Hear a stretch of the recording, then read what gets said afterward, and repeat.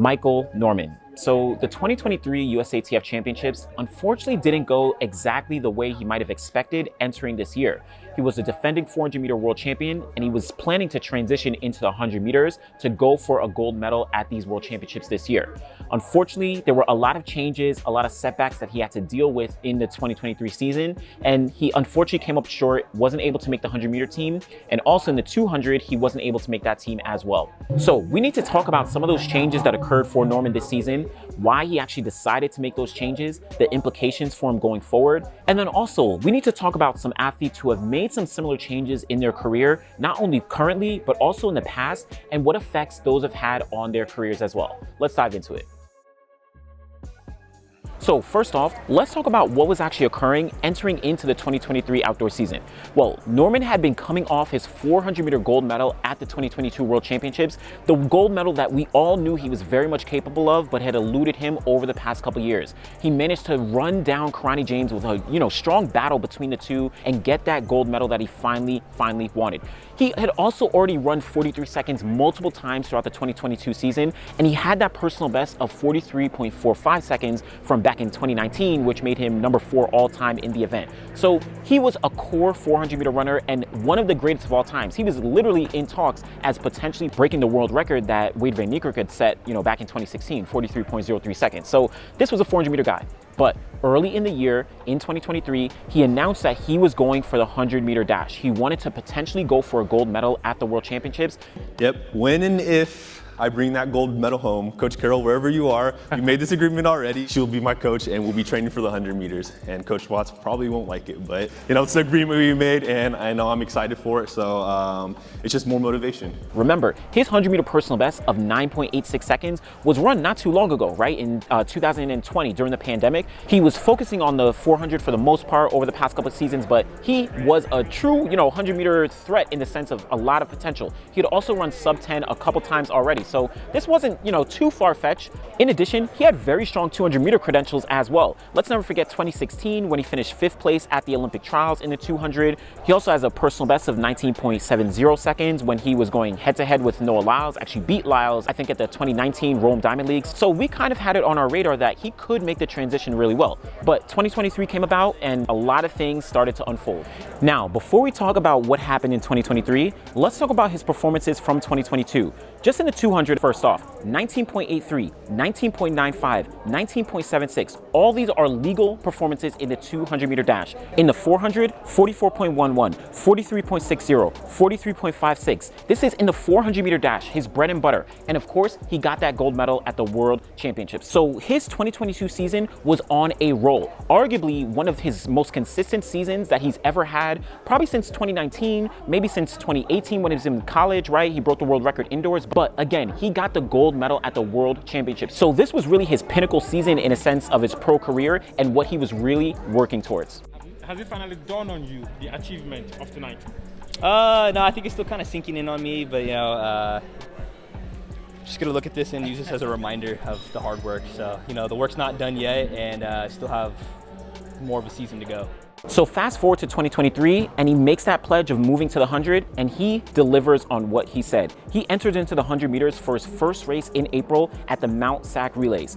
Now, people had a lot of expectations on what he was going to deliver, on what was going to come. And for the most part, he didn't do too bad. 10.02 seconds. It was wind aided 3 meters per second. So, it didn't count. But for the most part, a 10 flat performance for his first race in early April. I think this boded well for what was going to come for the rest of the year. Many people probably expected him to continue to improve, to go sub 10, and then maybe even surpass his personal best later on in the season of 9.86 seconds. Well, he continued throughout the season and things started to make a little bit of a turn. His next race was a 200 meters actually at the Doha Diamond League. And of course he was facing a top-notch field. Fred Curley, Kenny Benerick, Andre DeGrasse, right? There were a lot of top guys in this race and Michael Norman unfortunately didn't perform like many expected. 20.65 seconds for 8th place in that 200. Remember, we know him as a 400-200 runner. Just in 2022, he was running 19.7s and 19.8. So this should have been a really competitive race for him. Unfortunately, he didn't perform as many expected, and this seemed to be the indication that things were not going to be going his way in 2023. After that, his plan was to run the 100 meters at the Seiko Golden Grand Prix in Yokohama, Japan, and this would be a head-to-head matchup again with Fred Curley, but specifically over 100 meters. Remember, he had already run 10.02, it was a little bit wind-aided. Now with this 20.65, I'm not sure people knew what was going to happen. When it came down to it though, Michael Norman unfortunately pulled out of the meet, so we weren't able to see him there, and this would follow with a string of other pullouts. We saw at the LA Grand Prix, he was actually registered to run the 400 there, despite, the 100 and 200 being his, forte for this year. He unfortunately had to pull out of that meet, talking about, I think, a little bit discomfort behind his knee. And then we got to the New York City Grand Prix, and again, he was scheduled to run both the 100 and the 200, and he pulled out of the meet there as well. So the next competition that we would see him at was USA Championships. We knew he was going to be running there because he had to run to qualify for the World Championships. And unfortunately, as we've seen, Norman wasn't able to make it in either the 100 or the 200 meters to qualify for the World Championships in those events. Now, like I noted, he does have the wild card in the 400 by means of being the world champion from last year. So he still has a season left. This is at the end of the year for him. He's going to likely be attempting to defend his title. We're of course going to see what happens with that. But let's talk about some of the things that contributed to the season that we've seen from Norman in 2023. First off, the injuries. As we famously know, 2019, he was coming off an amazing NCAA career. He had run 43.45 seconds early in that year, but he wasn't able to make it through the rounds at the Doha World Championships due to injury setbacks he had there. He also didn't even run the 4x4 because he wasn't prepared. Additionally, in 2021, he was also dealing with some setbacks that didn't allow him to get a medal at the Olympic Games, right? He managed to get 5th place off the podium at the Tokyo Olympics. So that was a really tough time for him dealing with those injuries. We even saw on the 4x4, he didn't even split as fast as, many might have expected him to do. Rai Benjamin, Michael Cherry, Bryce Deadman, they all had some very strong splits, while Michael Norman was, kind of the weakling. Again, not because of his talent or his abilities, but simply because of injury setbacks that he was dealing with. Now in 2022, it seemed like all the injury setbacks were behind him, right? He managed to run sub 44 seconds multiple times. He got the World Championship gold medal, so he was on a roll. But 2023, as we noted with all the performances, things started to creep back up. In Doha, only running 20.65, clearly that indicates some sort of injury was going on. Pulled out of the Yokohama Golden Grand Prix, instead was going to run at the LA Grand Prix. Unfortunately pulled out of that meet as well due to some injuries behind his knee. Got to the New York City Grand Prix, unfortunately pulled out of that meet as well. So the injuries started to creep up and creep up. Finally at USA Championships, he said that he was dealing with some tendonitis that really set him back all throughout the season and didn't allow him to qualify for the USA team in either the 100 or the 200 meters. Can you say anything more about the injuries that you've had? Like legs, arms? Head. It's like, I'm joking. Now I was doing some tendonitis, but yeah, I mean, it's part of the sport. You just got to understand that. Track and field is probably the most unfair sport in the world. Everything and anything you do go wrong, is reflected on your performance. So, yeah, it is challenging, especially when you have setback after setback. But the only thing you can do is stay positive through the lows and then have a stronger comeback. So. But that's only one part of the equation. The second part is a coaching change. Made the biggest change in my life. Changed coaches midway through the season.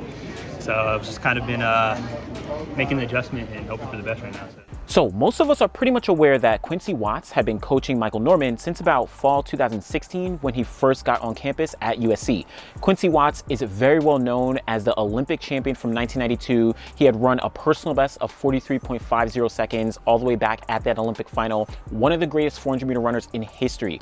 And of course, he's been guiding Michael Norman throughout his career and throughout all his success that he had at USC and for his professional career. We can never forget that world record that Michael Norman broke indoors in the 400 meters at the 2018 NCAA championships. And of course that 43.45, of course that world championship gold medal in the 400 last year. Quincy Watts has been by Michael Norman's side the entire way. And even Michael Norman himself has spoke about the relationship him and Watts have had, how he's guided him throughout his career and brought him to all the success that we've seen on the track for him. Yeah. Coach Watts, has done everything that I want to do. So I have 100% trust and faith in anything he has to say to me.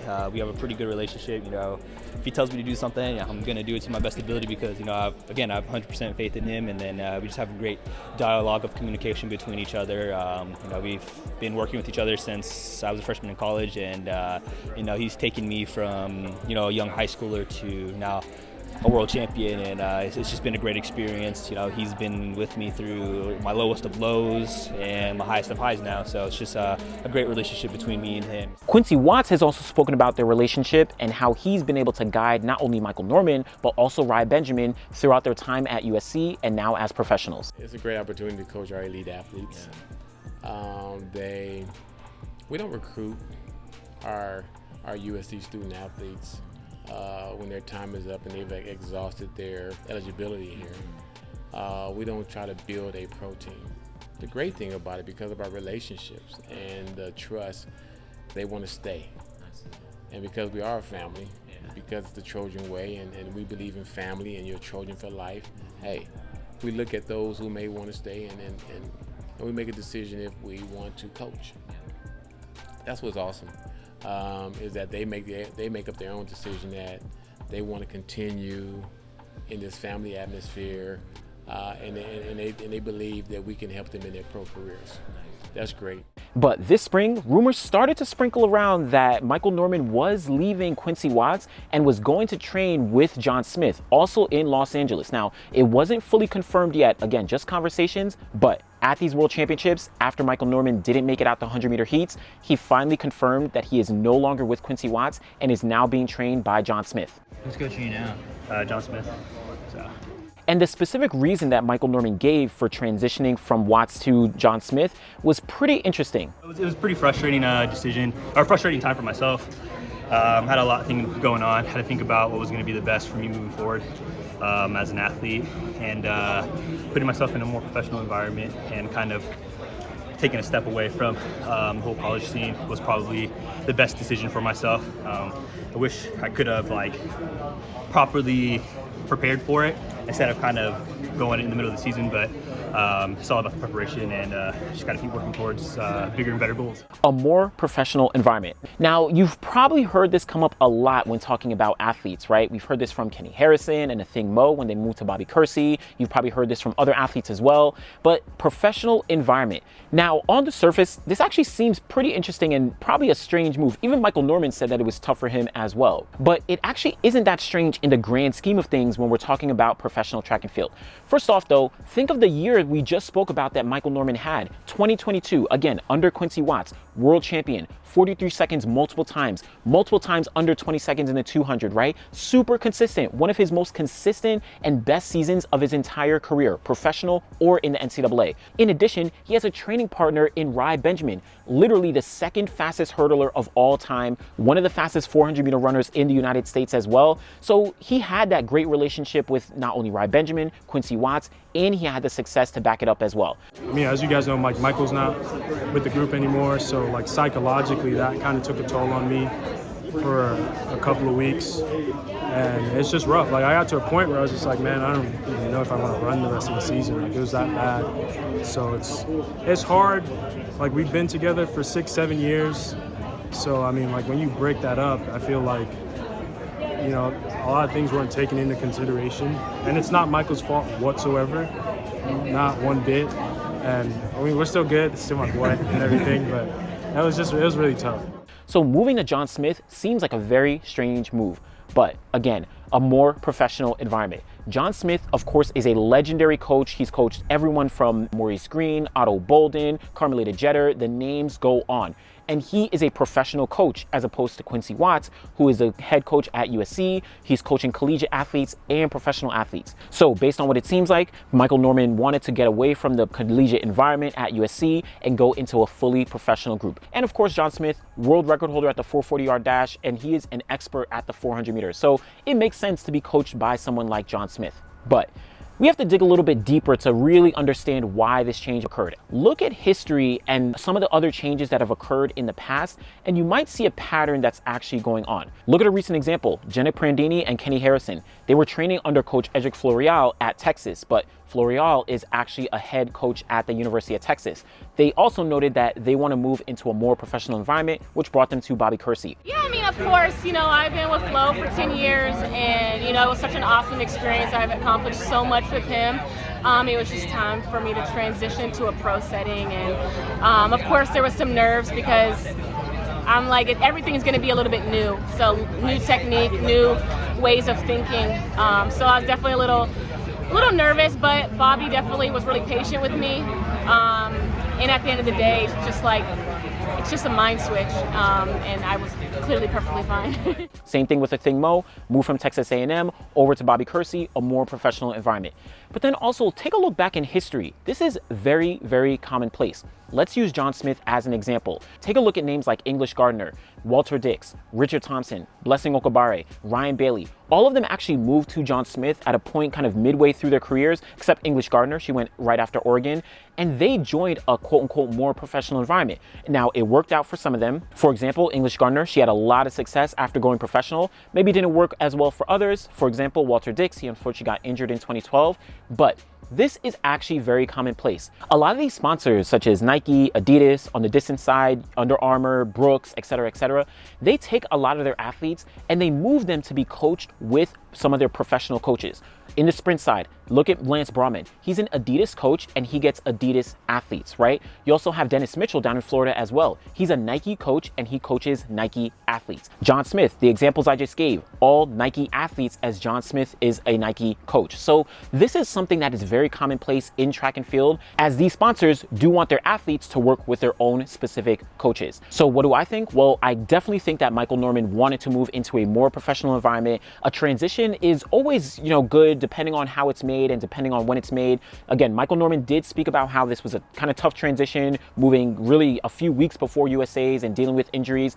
But I would be lying if I didn't think that, the sponsors did have some say in terms of wanting someone like a Michael Norman, who is sponsored by Nike, to go to a Nike coach like John Smith. John Smith specifically actually have spoken about this topic, about athletes from Nike moving to his group and, him taking on all these new athletes. Do you believe the practice of the shoe companies forcing athletes to move to professional coaches has altered the sport? And is it harming the sport in actuality?